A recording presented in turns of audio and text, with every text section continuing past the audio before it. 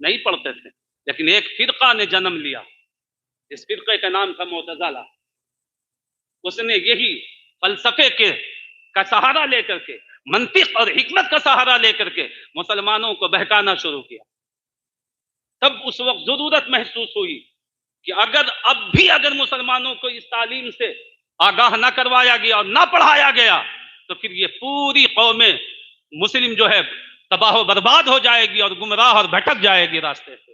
تو اس وقت فقہاء نے اور جو ہے مفتیوں نے یہ فتویٰ دیا تھا کہ ابھی یہ تعلیم سیکھا جائے، لیکن مجھ کو سمجھ میں نہیں، میں صرف بتانا یہ چاہتا ہوں کہ مجھ کو سمجھ میں بات نہیں آئی کہ آخر کیوں تعلیم سے روکا گیا، کیوں بعض علم کا پڑھنا حرام قرار دیا گیا، کس بنیاد پر؟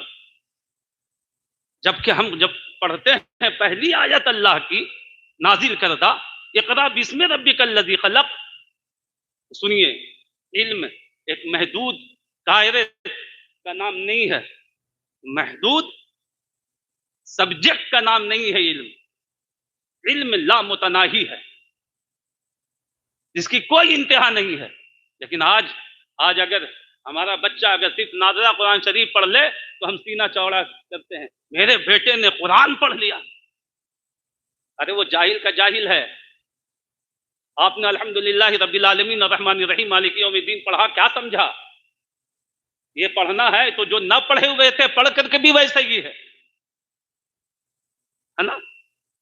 تو صرف قرآن پڑھ لینا اور پھر یہ سمجھنا کہ ہم نے قرآن پڑھ لیا، اردو کی 2-3 کتابیں پڑھ لینا اور یہ کہنا کہ ہم نے جو ہے پڑھ لیا، یہ بڑی عجیب سی بات ہے۔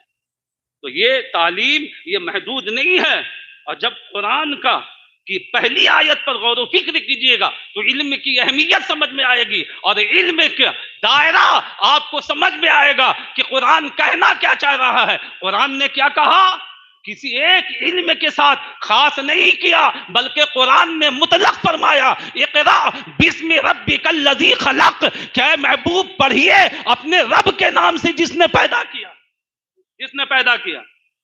یہ نہیں کہ اقرا بسم ربک الذی خلق، خلق الارض والسماوات، یا خلق السماوات والارض، کہ پڑھیے اس رب کے نام سے جس نے زمین اور آسمان کو پیدا کیا۔ کہ ہم کہہ سکتے ہیں کہ صرف زمین و آسمان کا علم حاصل کرنا کافی، اگر صرف زمین و آسمان کا علم کافی ہوتا تو قرآن میں خلق پر رب بس نہ کرتا، بلکہ رب یہ فرماتا خلق السماوات والارض، کہ جس نے زمین و آسمان کو پیدا کیا اس کے نام سے پڑھیے۔ تو مطلب یہ ہوتا کہ بعض لوگ یہ کہہ سکتے تھے کہ صرف آسمان اور زمین کا علم حاصل کرنا کافی ہے۔ قرآن نے یہ بھی نہیں کہا، کیا کہ اقرا بسم ربک الذی خلق النجوم والشمس، پڑھیے اب اس رب کے نام سے جس نے ستارے اور سورج کو پیدا کیا، کہ صرف خالی جو ہے علم نجوم اور علم شمس کا حاصل کر لینا کافی تھا۔ قرآن نے فلکیات اور یہ ارضیات، یہ نجوم، یہ ستارے، یہ شمس و قمر، اس کے ساتھ خاص نہیں کیا، کھیتی باغات اس کے ساتھ خاص نہیں کیا کہ انہی سلیٹ کا پڑھنا ضروری ہے، بلکہ قرآن نے مطلق فرما کر کے دنیا والوں کو یہ درس دے دیا، سنو علم کی کوئی حد نہیں ہے، علم لا متناہی ہے، جو علم حاصل کرنا چاہو سب کی اجازت رب نے عطا فرمائی ہے، سب کی اجازت رب نے عطا فرماتی۔ اقرأ بسم ربک الذی خلق، ہے نا؟ پڑھو اس رب کے نام سے جس نے پیدا کیا۔ آپ دیکھیے پیدا کس چیز کو کیا؟ اگر خالی زمین و آسمان کو کیا ہوتا تو صرف اس کا علم کافی تھا، اگر صرف خالی چاند و سورج کو پیدا کیا ہوتا تو صرف اس کا علم کافی تھا، اگر صرف وہ جو ہے شمس و قمر کو پیدا کیا ہوتا تو صرف اس کا سیکھنا کافی ہوتا۔ لیکن نہیں، جب ہم دنیا پر غور و فکر کرتے ہیں اور اس کی نعمتوں کو دیکھتے ہیں تو خود اللہ فرماتا ہے ان تعدوا نعمت اللہ لا تحصوها، میرے بندو اتنی نعمتیں ہم نے تمہیں عطا کی ہے کہ لا تحصوها، تم اس کو شمار ہی نہیں کر سکتے ہو۔ شمار ہی نہیں کر، اور سب کو رب نے پیدا کیا. تو اب کیا مطلب ہوا؟ مطلب یہ ہوا کہ صرف قرآن پڑھ لینا اور تمہارا علم پورا ہو گیا یہ کافی نہیں ہے. تم نے صرف بلاغت پڑھ لیا، تمہارے سمجھ لیا کہ علم مکمل ہو گیا، نہیں، بلکہ اللہ نے ساری دنیا کو پیدا کیا اور دنیا میں جتنی چیزیں ہیں سب کو پیدا کیا. اس لیے سب علم سے آگاہ ہونا، پھر جو ہے کہنا کہ ہم نے پڑھ لیا. اور کوئی ایسا نہیں ہے جو تمام علم سے لبریز ہو جائے جو کہہ سکے کہ میں پڑھ لیا. اس لیے پڑھ کر کے، صرف قرآن پڑھ کر کے اور صرف چند چیزوں کے علم کو حاصل کر کر کے ہم اور آپ یہ نہیں کہہ سکتے ہیں کہ ہم جو ہے عالم ہو گئے اور ہم نے جو ہے علم پورا پڑھ لیا. نہیں، رب نے علم کو لامتناہی رکھا ہے، اس کی کوئی حد نہیں ہے. اسی لیے تو مصطفیٰ کائنات نے فرمایا کہ ماں کی گود سے لے کر کے قبر کی کوکھ تک علم حاصل کرو، علم حاصل کرو. حضرات، میرا موضوع یہ نہیں تھا، لیکن پتہ نہیں ہم کیسے اس طرف چلے آئے. میں بتانا یہ چاہ رہا ہوں دوستو کہ اللہ کی قسم سب سے نقصان دہ چیز ہے جاہل ہونا. سب سے نقصان دہ چیز جاہل ہونا. اسی لیے مولا کائنات فرماتے ہیں، حضرت علی فرماتے ہیں کہ جاہلوں کو کبھی سمجھانے کی کوشش مت کرو. بہت بڑی سبق ہے یہ، اس لیے کہ اس کے پاس علم نہیں ہے، وہ سمجھتا ہی نہیں ہے کہ کس کی بات ماننی ہے کس کی بات نہیں ماننی ہے. تو وہ خود بھی ذلیل و خوار ہے اور تم جب جاؤ گے تو تم بھی ذلیل و خوار ہوگے. اس لیے جاہلوں کو تم سمجھانے کی بھی کوشش نہ کرو، اس کے پاس مت بتاؤ. اس لیے دوستو خود بھی تعلیم سے آراستہ ہوئیے اور اپنے بچوں کو تعلیم سے مزین و آراستہ کیجیے. علم ایک ایسا دریا ہے، علم ایک ایسا سمندر ہے جس کی تہ تک کوئی پہنچ ہی نہیں سکتا. اس لیے کہ اللہ نے علم کو لامتناہی رکھا، علم کو لامتناہی رکھا ہے. آپ ستارے کا علم سیکھیے، یقیناً سیکھ سکتے ہیں. یہ خراب کب ہوتا ہے؟ یہ خراب کب ہوتا ہے؟ خراب تو قرآن کے سیکھنے والے بھی خراب ہوتے ہیں. ایسا تھوڑے ہے کہ جس نے قرآن سیکھ لیا وہ خرابی نہیں کرتا. اس کا استعمال جب آپ کیجئے گا تو آپ کے استعمال کے بنیاد پر پھر جو ہے وہ آپ کے لیے حرام ہوگا، ہے کہ نہیں؟ کوئی بھی علم ہو سیکھیے سب، لیکن جس علم کو جس طریقے سے استعمال کا حکم دیا گیا ہے ویسے استعمال کیجئے. ورنہ تو چاہے آپ مسجد بنائیے، مدرسہ بنائیے، لیکن نیت اگر آپ کی فساد کی ہے، نیت اگر آپ کی فساد کی ہے تو پھر وہ مسجد مسجد نہیں ہے، وہ مدرسہ مدرسہ نہیں ہے. اگر وہ مسجد مسجد ہی ہوتی تو پھر سید الرسول آقا کریم صحابہ کو بھیج کر کے اس مسجد کو جلواتے نہیں. مسجد بھی کہا جا رہا ہے کہ مسجد زرار ہے اور ادھر جلانے کا حکم بھی دیا جا رہا ہے. کیا مطلب؟ یعنی مسجد و مدرسہ کے نام پر بھی مسلمانوں میں اختلاف و انتشار پیدا کیا جا سکتا ہے. اگر اس بنیاد پر چاہے مدرسہ بنایا جائے چاہے مسجد بنائی جائے، نہ وہ مدرسہ ہے نہ وہ مسجد ہے، وہ توڑ دینے اور جلا دینے کے لائق ہے. یہ مصطفیٰ کا پیغام ہے، یہ مصطفیٰ کا پیغام ہے. اس لیے اس میں نہ کوئی ثواب ہے نہ وہ مسجد کے حکم میں ہے. کیوں؟ اب پڑھیے نا تاریخ مسجد زرار، قرآن شریف پڑھیے کیوں جلوایا تھا.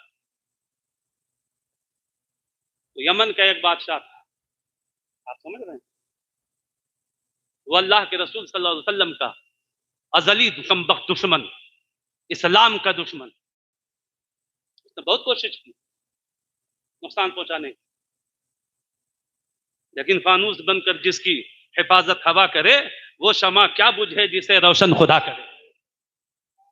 تھک گیا، وہ ہار گیا.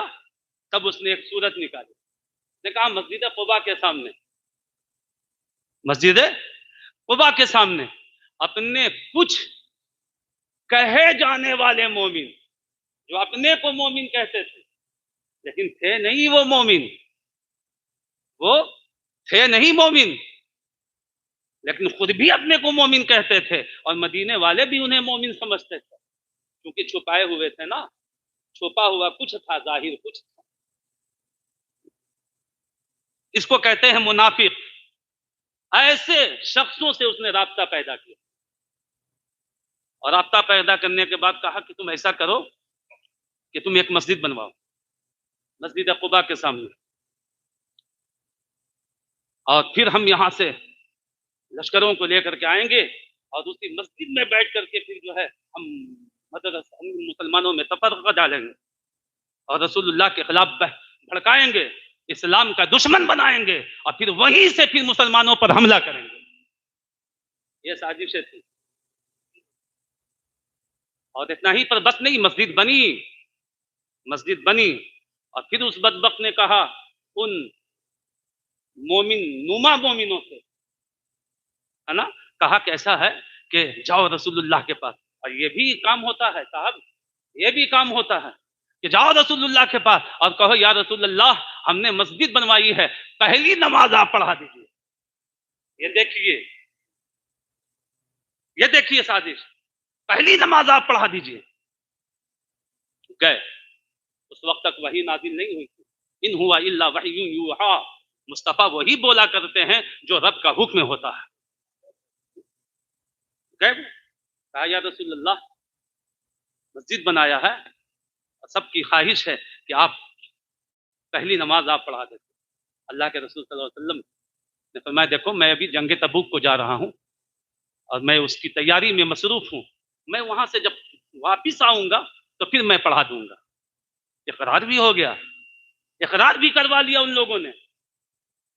اس لیے ہر اقرار کروائی ہوئی بات کو پورا کرنا لازم بھی نہیں ہے، اس لیے اس کو دھوکے باز نہیں کہہ سکتے ہیں کہ اگر آپ نے کسی سے کچھ اقرار کروا دیا پھر وہ کسی مصلحت کی بنیاد پر اگر انکار کر دے تو اسے آپ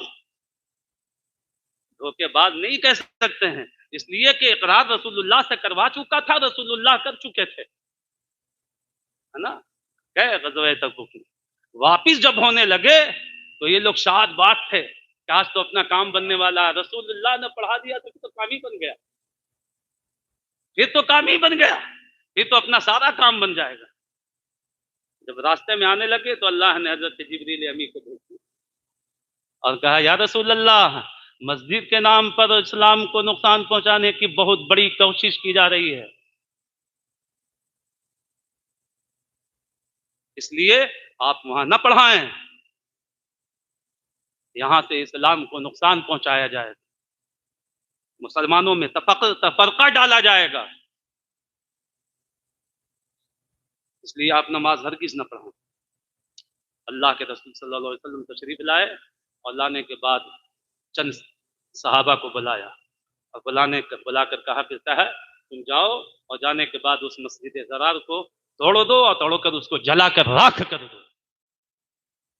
پھر یہ صحابہ کرام گئے اور جانے کے بعد اس مسجد کو جلا کر راکھ کر دیا۔ اس لیے مسلمانوں پڑھو، تاریخ پڑھیے، اسلام پڑھیے، قرآن پڑھیے، حدیث پڑھیے، صرف مسجد و مدرسے کے نام پر جو ہے سب کچھ لٹانے کے لیے تیار نہ ہو جائیے، دیکھیے کہ وہ کیسا ہے، کیا ہے، کس بنیاد پر ہے، کس بنیاد پر بنائی گئی ہے، کیوں بنائی گئی ہے، اس سے کیا ہونے والا ہے۔ میں بہت اچھی بات آپ کے ذہن میں ڈال رہے ہیں اور سب میں قرآن و حدیث کے حوالے سے ڈال رہا ہوں، اس لیے دوستو پڑھو، قرآن پڑھیے، حدیث پڑھیے، سمجھیے، بھولے نہ بنیے، نا۔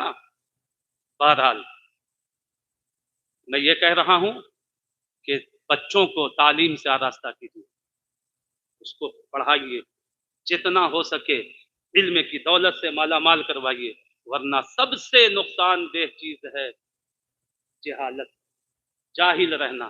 آپ غریب ہو کوئی بات نہیں ہے،